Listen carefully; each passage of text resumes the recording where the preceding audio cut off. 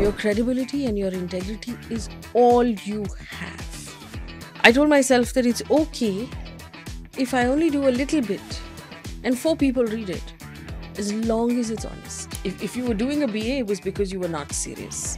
Yes, I remember. Yes, very much. There was a play that we did in college, a street play, that was called Hum BA Hai To Kya Hua Dil Wale.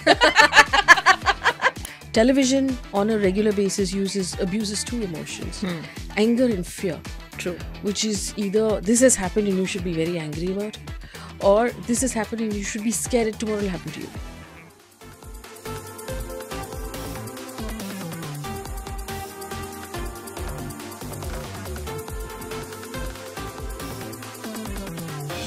Hello everyone and welcome to Stree at the Table, where we dive deep into the stories and insights that shape our world. Today we have with us a remarkable individual who's been making waves in the world of journalism with a fearless reporting and unwavering commitment to truth. She's a mother, a journalist, an entrepreneur. She's a lot of laughs and a force to be reckoned with. From her early days as a business journalist, to becoming a household name through the urban debate, to breaking new ground with her new venture, Beatroot News, she has not only challenged norms, she has sparked conversations, she's inspired millions, and today she's joining us. Please welcome the trailblazing journalist, Faye D'Souza. Faye, welcome. We're so delighted to have you at Stree at the Table. Thank you for having me. It's my pleasure to be here. No, I'm very excited. You've been in the public eye for more than 2 decades, and it's almost surreal because it feels like we know you very well, like I know you very well, and then there's so much more to discover. So looking forward to this. But if let's begin from the start. Okay. A young student of journalism gets into All India Radio and then makes her way up as quickly as one can, whether for a man or a woman. I mean, you are, I think, the youngest woman to definitely lead a national, news channel. But I think also one of the younger people to do that. But so first, why journalism? What attracted you about this profession? So I grew up in Bangalore in a family of very brilliant siblings. I have 3 siblings. All of them very good at mathematics. And, I had studied mathematics and statistics in my what is called +2 here. And, the route was do a BCom, do an MBA, I should have listened to my mother because those guys make more money. But somehow I studied in Mount Carmel College, and it was a kind of campus that encouraged us to have opinions. It encouraged us to question everything, to have a voice, to protest. To write articles, it was just one of those spaces, and it introduced me to a lot of the issues of the day. I remember there were seniors of mine who had put a table under a tree, and they were supporting the Narmada Bachao Andol. And they were encouraging people, students, to walk up to them and ask questions about it. Lovely. Which is such a powerful idea, which I realize now, today, when I look back, a lot of campuses don't have it anymore because nobody wants to get involved in politics and all of that. But it was a space where we were encouraged to read, to question, to form opinions, even wrong opinions about things. And we called out for wrong opinions. It was a safe place to do all of that. Yeah. And the more I did it, the more I was attracted to the idea of working with the issues of the day, telling stories, questioning things, challenging, established norms. It was also at that time the sort of magical heydays of journalism, right? N. Ram was writing in The Hindu. Prannoy Roy was on television reading the news every night at 9 o'clock. And people like Rajdeep and Barka were reporters. Yeah. It was such a wonderful time. It was so much to look up to, so much to want to do. And I switched much to my mother's pain from mathematics and commerce to studying arts, to doing a BA and studying journalism. And at that point, it was, it was considered, if you were doing a BA, it was because you were not serious. Yes, I remember. Yes, very much. I remember there was a play that we did in college, a street play that was called Hum BA Hai To Kya Hua Dil Wale. Just because we're doing the BA doesn't mean like we don't care. And at that point, I knew at 18 that I wanted to be a journalist. And it's all I've known since then. With that beautiful context and that education and that environment you walk into, journalism and then into media, and it's a very male dominated environment. It's a very competitive environment. So what happens to Faye when she walks in, and how does this navigation work? What were the things that shattered for you? So actually, I had never considered television as a career. I had always wanted to either work in print, and my real love was radio. I still love radio, but the radio doesn't do news in India even today. And so there was no place to go. And then we had to get a job after college. And I got a job in CNBC TV 18 as a producer working on a show on insurance. Yes. And personal finance. Yes. And, those were different times again. For journalism, especially television journalism, it was hard to get those jobs. And even after you got the job, you had to spend 6 to 8 months just doing grunt work before anyone took you seriously. So there was a lot of, cleaning up other stuff, logging bites, just writing, producing before I was allowed anywhere near a camera. And I also, in the meantime, really loved the subject matter that I was covering. I loved insurance. I loved personal finance. It's interesting that I'm in this building because I used to spend a lot of time here. Speaking to people here about investing, about stocks, about mutual funds, about things like that. So life has come weirdly full circle. People sort of say that, you were the youngest. And it was a 20-year journey of learning that skill from scratch, learning from people who would teach us quite painstakingly that this is why as a journalist you do this, or you don't do that, or you do this. And I was thinking about it this morning and I just still regularly keep an eye on the stock market as a journalist. And I realized that even today, I only invest in mutual funds, which I started doing at 23, 24. And I don't buy direct stocks because as a journalist, you don't want to be in conflict with your own investment at any point. True. These were things that I was taught at 21, 22 at a time when, it was very clear that your ethics, your integrity, the quality of your work mattered more than anything else. So I spent a lot of time on the field as a reporter, as a producer, just learning how to be a journalist. And that then came in handy later. But a lot of people, you're an overnight success after 20 years. Yes, of course. That's true. But in that whole journey, moments of intense doubt do happen? For me back then, the early days doubt as a journalist or someone who was working in media is that you don't get paid a lot in the beginning. And then it becomes really hard to survive on that kind of money. And I remember when I moved from Bangalore to Mumbai to work, I had friends who had become lawyers who were working right next door to us in Amarchand Mangaldas and making blind money, right? I mean, they all, most of them disliked their job. I loved my job. There was a difference there. But you're not making a lot of money. It's very stressful. You're working nights, you're working days, you're working holidays. After a point, it just takes a toll on you. There are many moments of burnout that happen. And again, I mean, I really loved journalism. I didn't know what else I wanted to do, and I sort of just stayed with it. And I've technically only ever had 2 jobs in my entire career before I became an entrepreneur. I've only worked in 2 places. So I was not the kind of person to switch. And the thing with journalism is that you never know what your next story is going to be. Yeah. And your next story could be really exciting. Yeah. And there's a certain level of, I suppose, fear when your peers are doing better than you. They're making more money or they're seemingly successful. And I think for young people, the thing that I would put down is that society tends to measure success a certain way. Yeah. If you make a certain amount of money, if you buy a car, if you buy a house, if you get married, these are all seen as measures of success by society. But every journey is different. I might take a longer journey, you might take a shorter journey. We might, ups and downs come to different people at different stages. Yes. I've learned with age not to envy other people's journeys, because you don't really know what's going on in that person's life. Yes. And not to resent your own, because you never know what's around the corner. Like, just when it seems darkest and most tiring and you feel most burnt out, something amazing will be around the corner if you just hang in there. Right? And more than anything else, this has been true for me. Yes.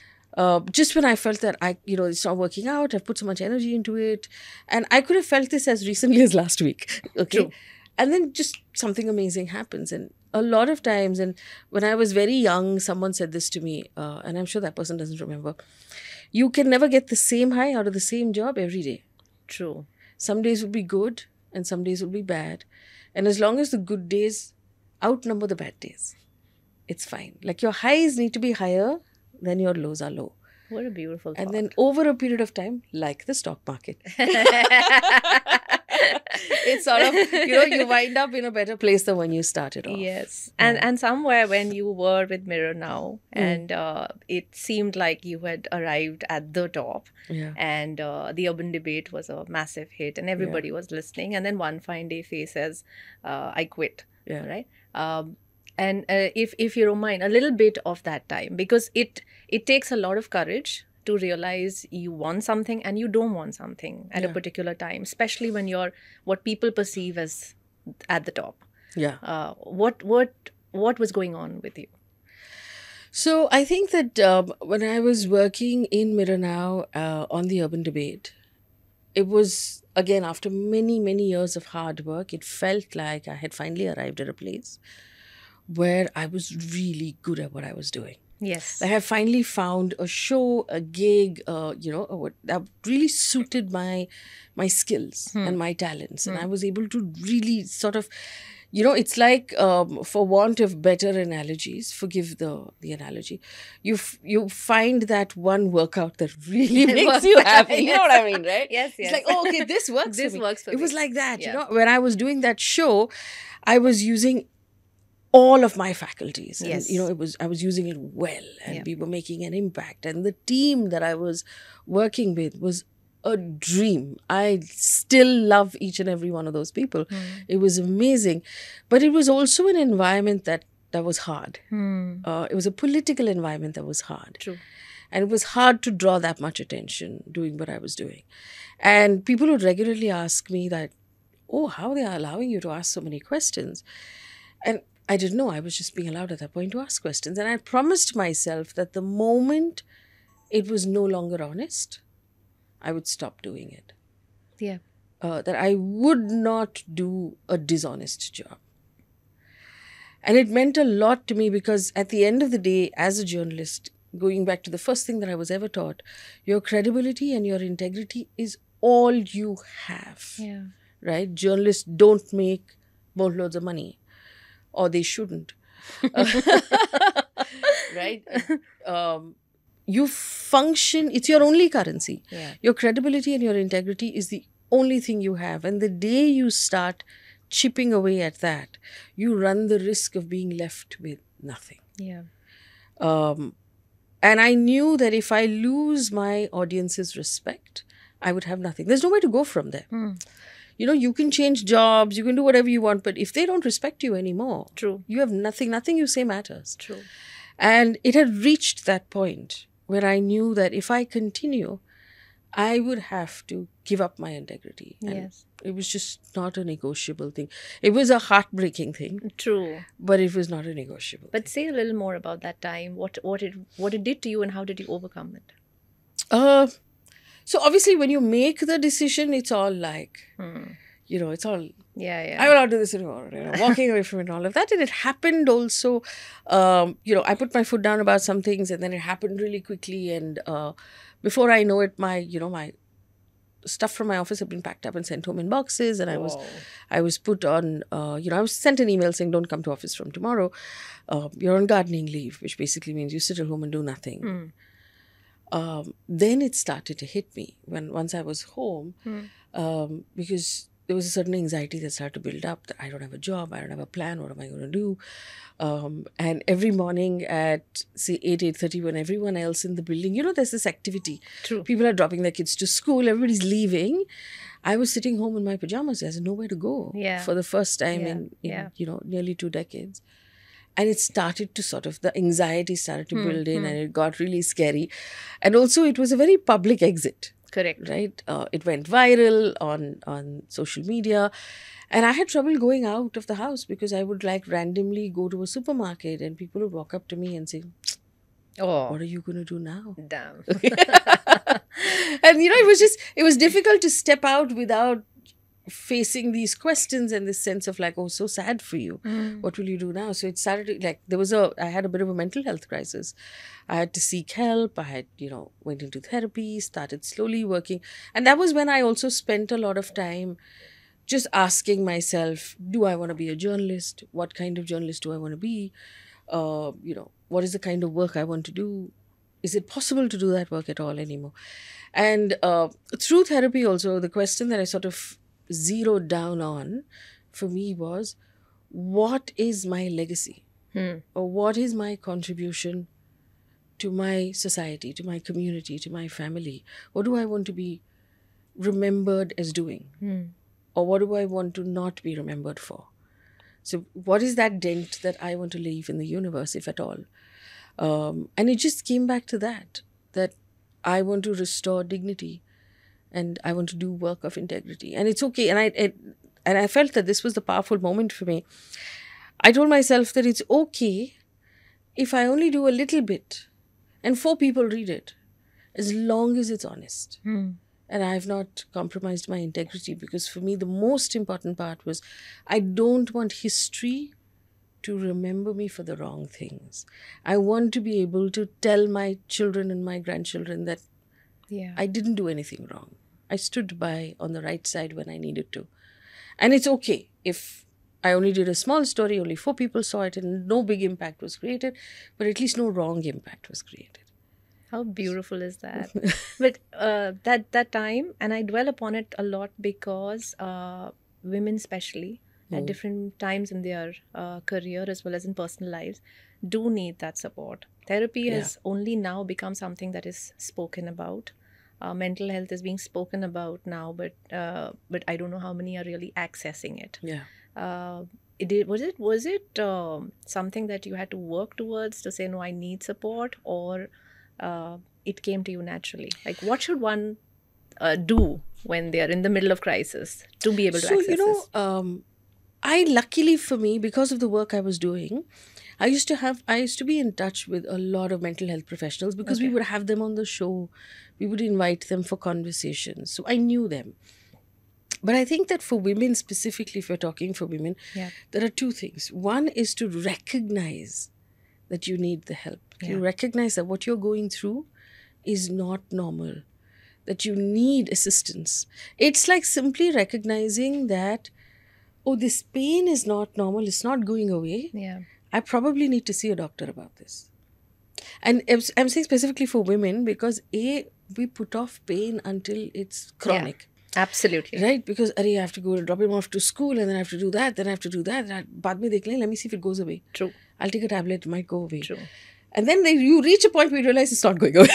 And Plus, there's so many people around you who keep telling you that pain is normal.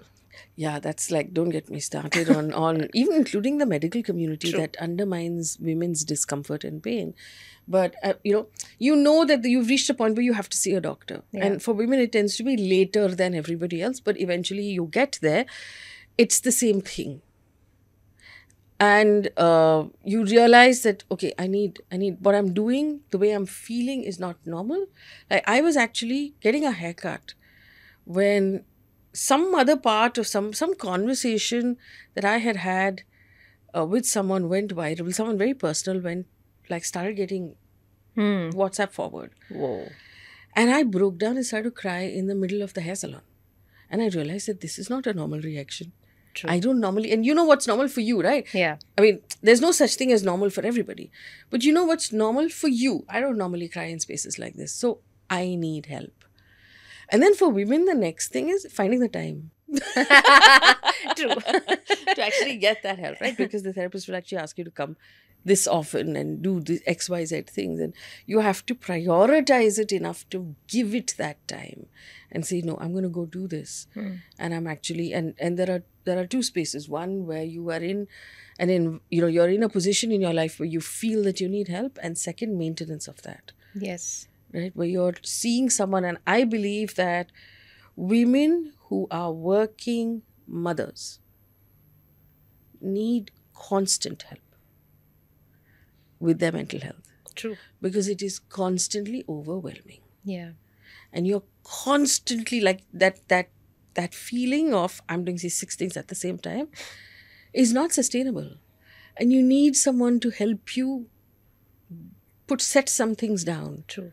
And set some anxieties down, and to tell you how to be able to navigate that environment, so that when your children are grown up, you still have your sanity. Yes. And you're not done and dusted. Yeah. A shadow Yeah, of who you used to be.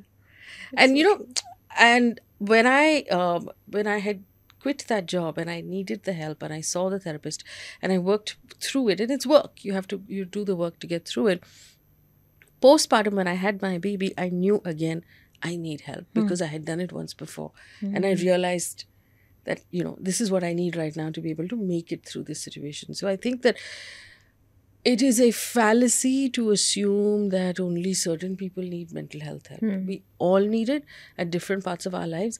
It's like saying, I'll never need to go to a doctor ever. It's not true for anybody. True. And you're gonna cause yourself a lot of pain if you believe that. So sorry, I went down a rabbit hole. No. This is amazing. This is amazing. And from that stage, you built Beatroot. And yes, when it started, and I think I heard you on a comedy show where you said, I'm not an Instagram journalist. I am a journalist of Instagram, but you chose that platform. Yes. And initial skepticism, but now you have more than 1.7, I think, million followers who do log in every day to see what you have to say. What strikes me about the tonality of how you put out things is that it is as neutral as one can be. You are really informing people and leaving them to take what they want out of it. Yes. It also comes from a bit of your personality, which is almost stoic, if I can say it, which is like whatever the news is happening, you will have a balanced response, so that, again, people can use their own faculties to interpret. That also comes at a price, because you are human too. And so I would compare that to any woman who has to show up no matter what is happening there. And while, yes, mental health support is one of the things that works, what else goes into that? And what are the practical trials that happen behind the scene when you have to show up like that? So I wasn't always like this. So when I was in Mirror Now, I used to allow the rage to, and I have a lot of vicarious rage. So when hoardings fall on people, I get pissed off. Yeah. It pisses me off. I get really angry. And when I was on television, I used to get really angry on a regular basis. And specifically, I would get angry about crime against women, crime against children, these things. Like even now, while I'm saying it, it's starting to work me up. Part of my exercise after leaving television was to write down the things that I believed I was doing wrong and commit to not do it anymore. I also at that point sat down and got back in touch with the people I had yelled at on screen and apologized to them, saying, I shouldn't have. It was wrong of me, including major politicians and some chief ministers. It was wrong of me to have said that. I shouldn't have let the rage get the better of me, because I shouldn't.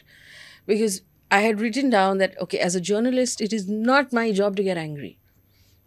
It's actually unfair to take my emotion and, sort of pass it on, or my anger, pass it on to the audience. The audience should be allowed to make up their minds. True. What they want to feel. And television on a regular basis abuses two emotions, anger and fear. True. Which is either this has happened and you should be very angry about it, or this has happened and you should be scared that tomorrow will happen to you. True.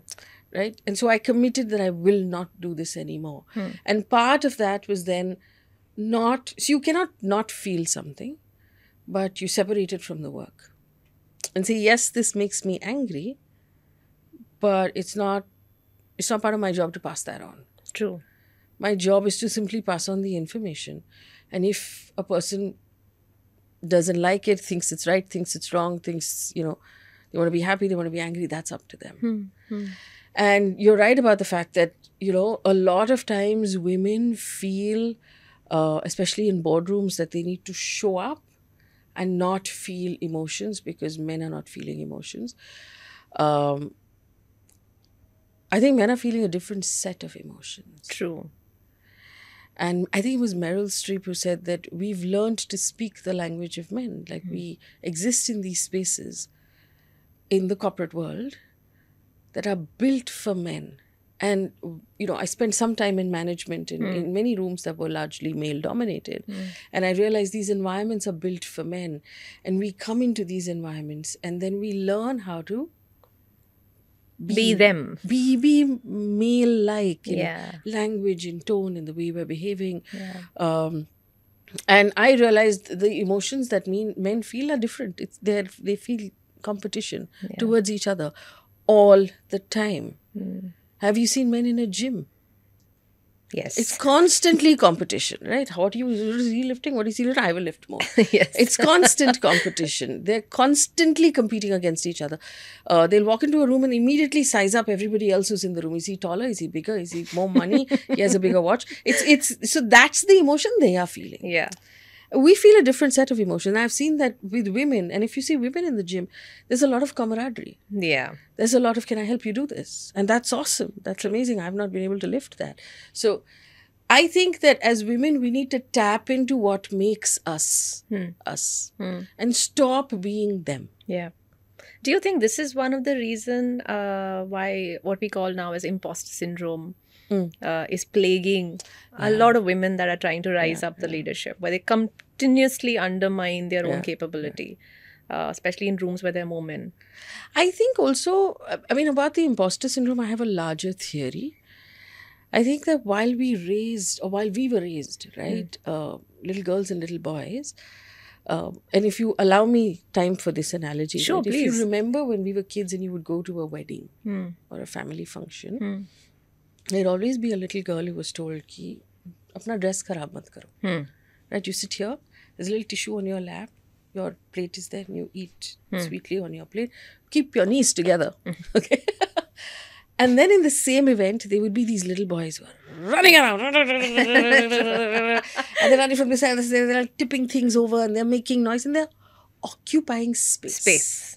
Right? So the amount of space that little boys, at least back then, I don't know if that's the case anymore, I don't think so.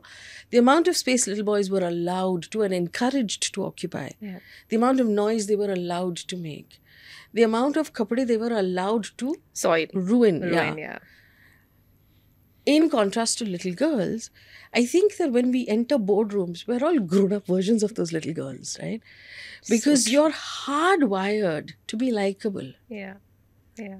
And so you're sitting prim and you're sitting proper and you're trying to find a way to not be out of place in any way and to not rupture the silence of the room and to not speak up too loudly and to not upset anybody else and to somehow be there, but in the quietest, neatest way possible. And we lose a lot of opportunities because of that. And so when we are asked to take over in management, you're asked to run around and disrupt and make noise, which we are uncomfortable doing because nobody has ever told us that it's okay to do that. Yeah. And management is what? Management is when you break things. Yeah. And you disrupt things and you make decisions and you do things that people will dislike you for. Yeah. And nobody wants to do it because it's just we were not told, we've not been made comfortable. Yeah. And our discomfort is very high. That discomfort is very high. And so automatically you're thinking, this thing is to backpedal out of it. Like, how can I? Why, but not me? And I'm not qualified to do this. And I don't speak loud enough. And so also what happens to women is, in spite of the fact that you're in that room, because your hard work and your qualification and your journey has brought you there, you're constantly thinking you're there by mistake. Yeah. Right? And that you'll be caught out. Absolutely. You're constantly thinking, ki, I'm here because that one boss thought I was good, but Yeah. now that boss is not there. You'll think so now, fair, unfair, all of yeah, that. yeah. While the men in the room would Never think it. never think it. The men will be like, "मैं इतना awesome हूँ." The gym version. The gym version. And I think that, while we should stop trying to be men, there's a lot we can learn from them. Absolutely. They trust their voices a lot more. Yeah. They trust their opinions a lot more. Men are not agonizing over, oh, if I say this, will everybody think I'm stupid? They will just say it. Yes. And then after that, they go to drink chai and then they compliment each other. अरे तूने क्या बोला यार, पूरा कमरा हिल गया, पता है? Best. Whereas women will say something, first we'll like agonize, like will I come across as dumb? Should I say it? Should I not say it? Should I say it? The moment has passed.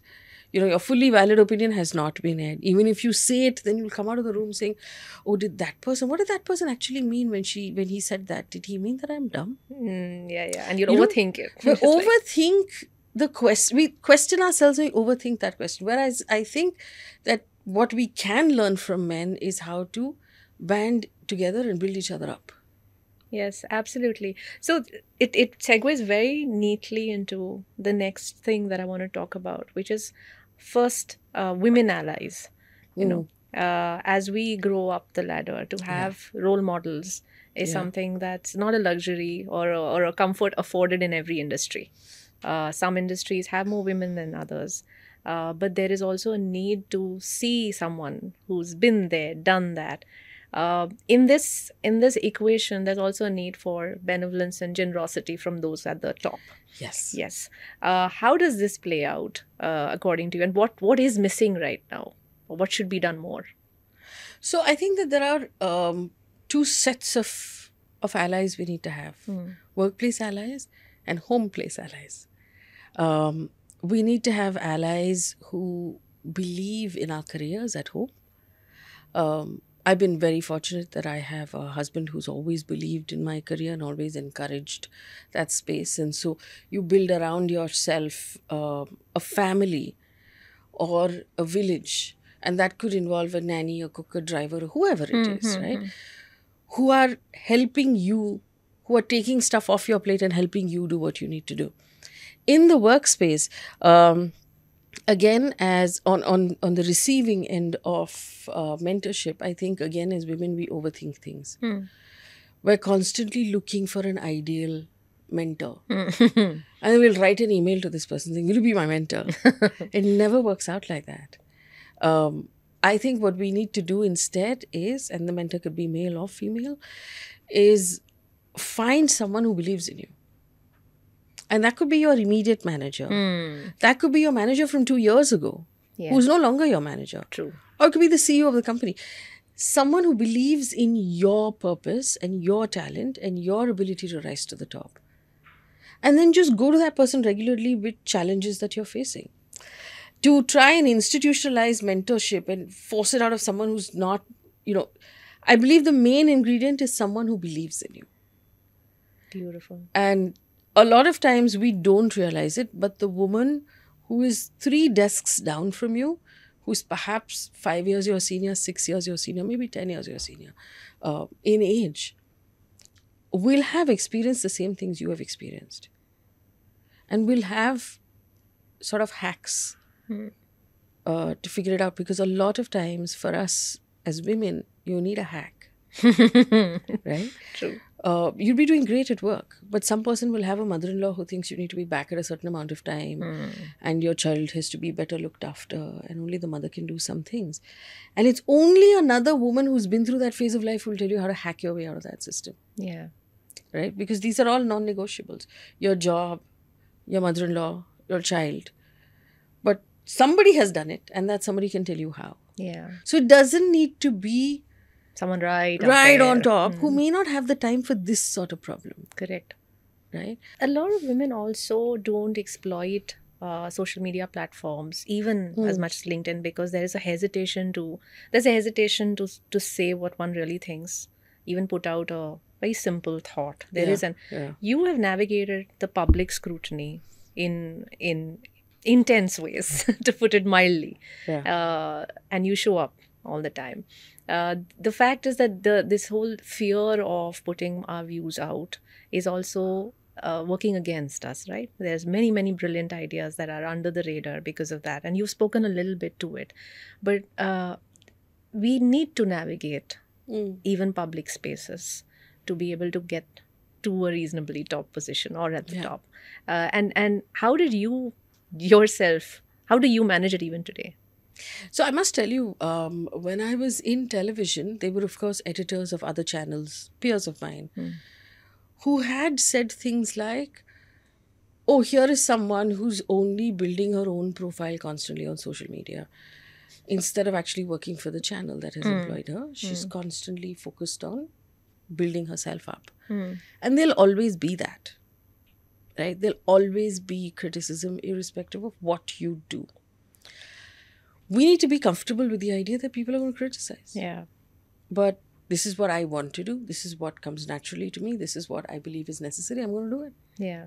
As long as I believe in my head that it is right. Yeah. And I'm not doing anything wrong, I can't be answerable to the whole world. Yeah. And there'll always be people closest around you, closest to your ear, who will tell you, who will build you, who will also break you down. Yes. Right? And say, oh, look at this person, so focused on herself. Abhi iski kya zarurat thi? Iski kya zarurat thi? Correct.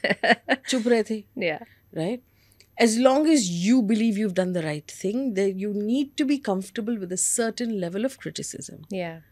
There will be people who will say that you talk too much, that you have too much of an opinion, that you're pushy, you're bossy, you're ambitious, all of these things. I've been called these things to my face. That I'm too ambitious. Like it's a bad thing. Right? That I'm asking for too much, that I'm taking too much, that I'm using up too many resources, that I'm occupying too much space, that I'm building myself up. You have to realize that when you're in a workspace, this is what you're here to do. To take up resources, to occupy space, to build yourself up. Right? That is why you're here. Otherwise, you'll be at home. True. Abhi to aa bhi gaye. To kar lo. You know, someone who was mentoring me for some time had asked me one question. And it was, are you willing to be misunderstood? Yeah. And I think that's such an important decision to make. Yeah. Because you have to decide and then be okay with whatever comes. Yeah, and what you're saying okay. again is speaking directly to that. Yeah. Now that you are an entrepreneur, and I call you an entrepreneur, you're running your own show, you're responsible for the good, bad, for the revenue, for the non-revenue.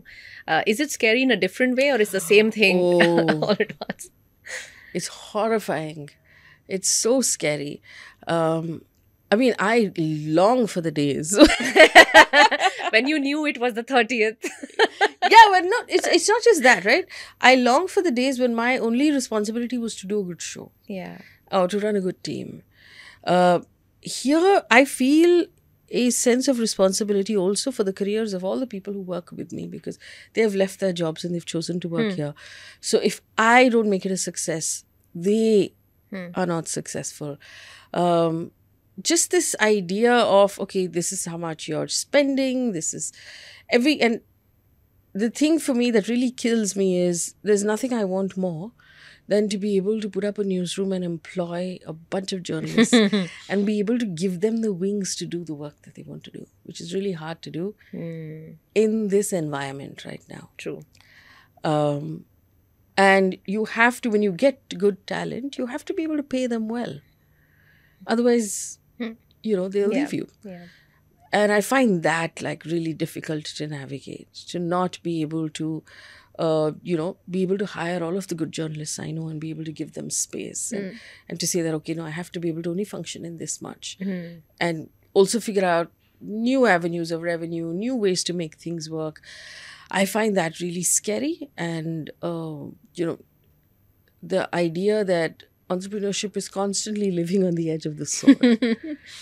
It's a horrifying thought for me. I'm still not comfortable with it. Is it also a different kind of power where you, whatever size of ecosystem it is, you have the power to make the ecosystem what you wish the world would look like? For example, you have always been an advocate of human rights, of dignity, of equity and equality of all genders, and how do you facilitate that in your own ecosystem, or what does any woman entrepreneur also do to ensure that she is creating safe spaces? Well, I mean, the first and the most important thing is to hire women, Mm. right? And to be able to you create room for talent where you can hire more women actively with the bias, bring in more women, um, create a space for them where they can live out their personal life curve within your team. You know, knowing that these people will get married, they will perhaps move cities, they will have children, they will be, you know, parents are going to get older, they're going to require their attention. There will be a curve in their personal lives that you have to find a way to accommodate. Yeah. And once you make up your mind about it, and it's just about saying, okay, how do we make this work? Work from home, go home, live with your parents, work from there, whatever it is. Once, and I think that there's a very powerful idea there, because if you can make room for that, you will have developed a talent and a sense of loyalty that you can't get anywhere else. Beautiful. And it's just that. It's that a lot of young women with great talent join the workforce and their lives change very drastically. It doesn't change as much for men, Yes, you're true. right? Yeah. I mean, now more and more women are marrying their colleagues and staying with Or not marrying or anybody. not marrying anybody. But you know, there were days when someone would marry and move cities or be required to move cities and have to give up their job. Is there a way we can navigate that situation? Or someone's married now and you know, so has a baby, and so their life is going to change. Or parents are getting older and so their life is going to change. Is there a way in which we can accommodate these changes so as to not devalue the resource that we have? True. And not make this person less because of these events in their Yeah. lives. Yeah. I think that would be a game changer if we can do that. And we have so many women entrepreneurs right now. I think we just need to figure out how to... there's a danger in entrepreneurship. I'm going to come out and say it. There's a giant bro culture, dude. Okay? Yes. Entrepreneurship in India, or what we call the startup world. And you know, it's very interesting. We say women entrepreneurs, and for men, we say startups. Yeah, right? yeah. It's fully testosterone driven. It's all about valuation. It's all about like, I'm making this much money, like that, right?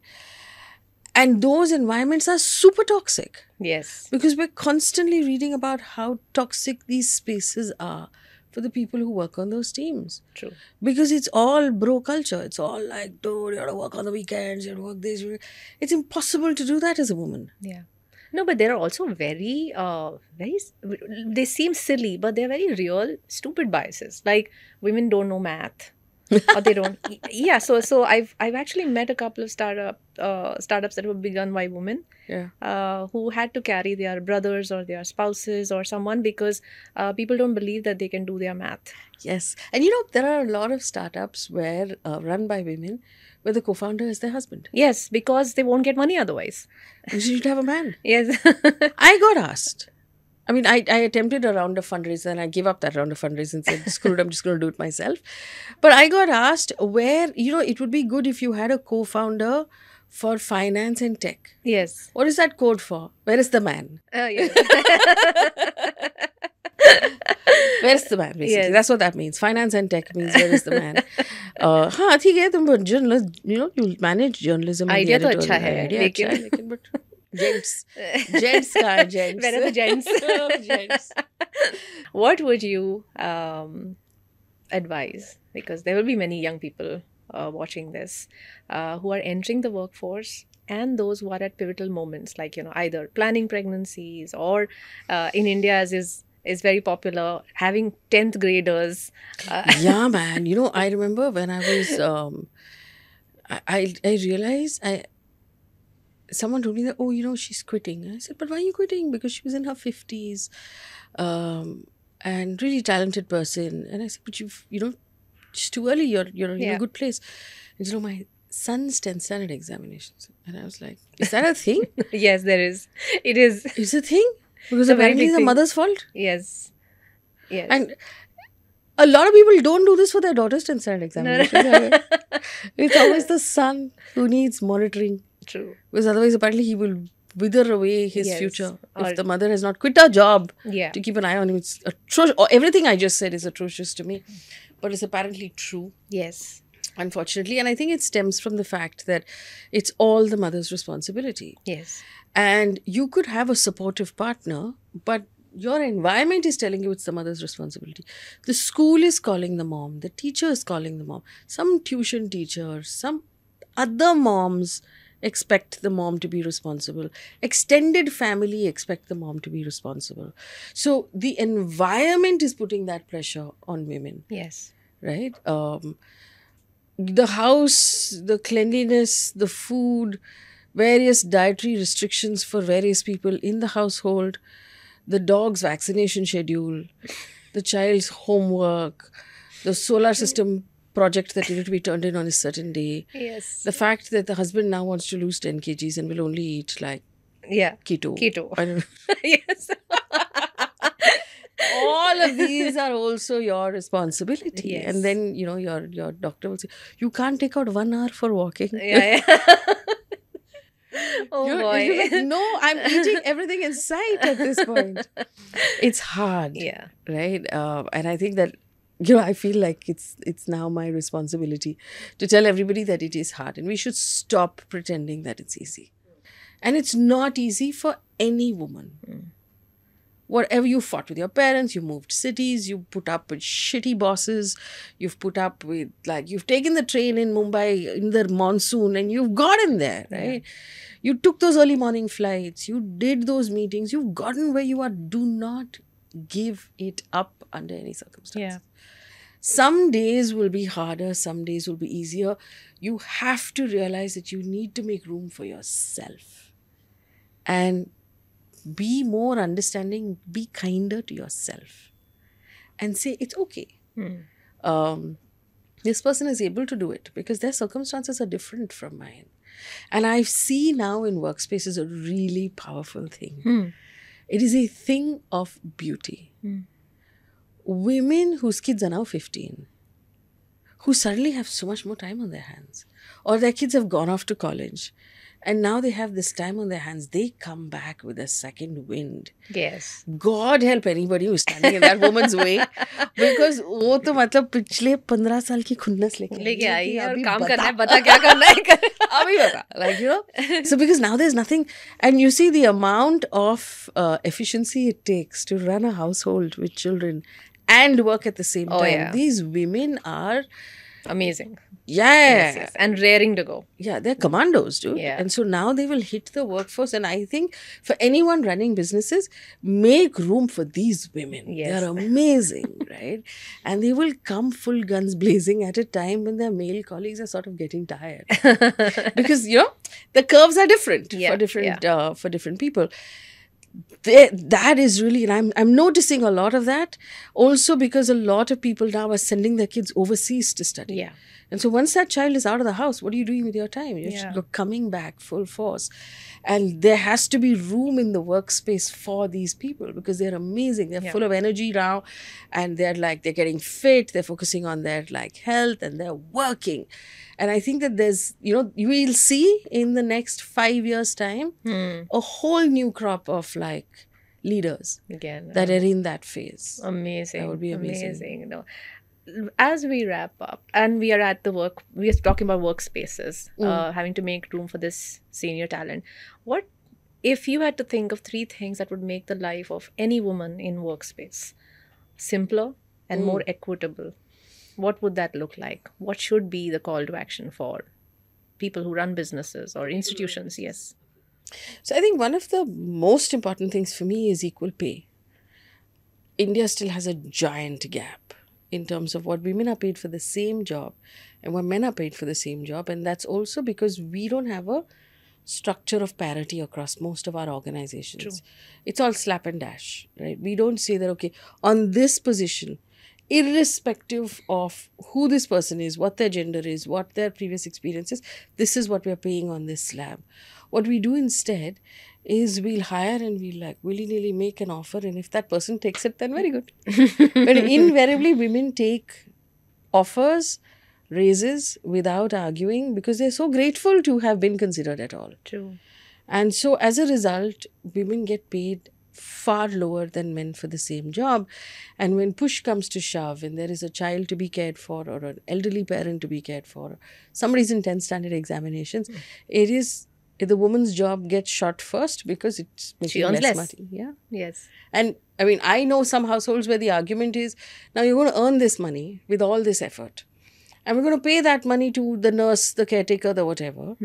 इससे बेहतर तुम खुद ही कर लो. खुद ही कर लो, correct. Right? We'll save the money. Yeah. And there's this whole idea of तुम्हारा इतना tension भी कम हो जाता है office जाने का, you know. There is actually a direct correlation between the family income and the woman sitting at home. Yeah. Women have dropped out of workforce as family income increases. Because everybody still in Dispensable workspaces thinks you are not the principal earner, that your husband is earning anyway, right? And this is like pocket money, paying money, whatever it is you want. You know, and so automatically, as soon as you say that, and your managers, I've heard HR saying things like this. Yeah. When your HR and your manager is thinking that, they're devaluing your career. Yeah. As some sort of like part-time hobby thing that you're doing. And then you tend to believe it. And then all of us tend to believe it. So again, it is going to need that self-belief as well. That nahi chalega. So you had also asked me, you know, that whole journey, that switch from working in an organization to being on my own. I was able to do it because I invested and saved my money. And you need to have money in your hand to be able to make these switches. Because, I mean, we should on this show use a more polite term. So let's call it duck you money. Okay. Because basically, as women, you'll find yourself in uncomfortable situations a lot. There's a boss you no longer want to work with. There is a job you don't want to continue at. There is a home you don't want to live in, you want to move out of. A relationship, a marriage, a family you want to leave. These are big decisions. They shouldn't also be financial decisions. So true. Right? Yes. If you save and invest your own money in your own account, which you have control over, you can make decisions based on the merit of the decisions and not because of where will I go, I have no money. Yes. Right? You have to always have money in order to give yourself the ability to walk out of uncomfortable spaces. Yes. And walk into other spaces that you think are right for you.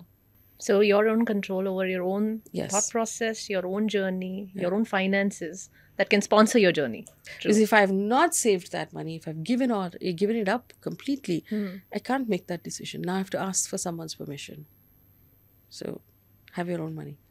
Thank you. Thank you very much for everything that you have said. It's so important and it's so inspiring coming from you. And I'm sure the listeners will love it as much as I love just listening to you. I mean, I could just go on like this. But thank you so much for joining us. It's been my pleasure. Thank you for having me. It's been a wonderful conversation. And I hope that, I do hope that we have fewer of these conversations in the future because things are really changing for the better. I hope you're all redundant. Yeah, I hope this conversation is redundant. Yes. Oh, yes. True. Thank you. Thank you very much. Thank you.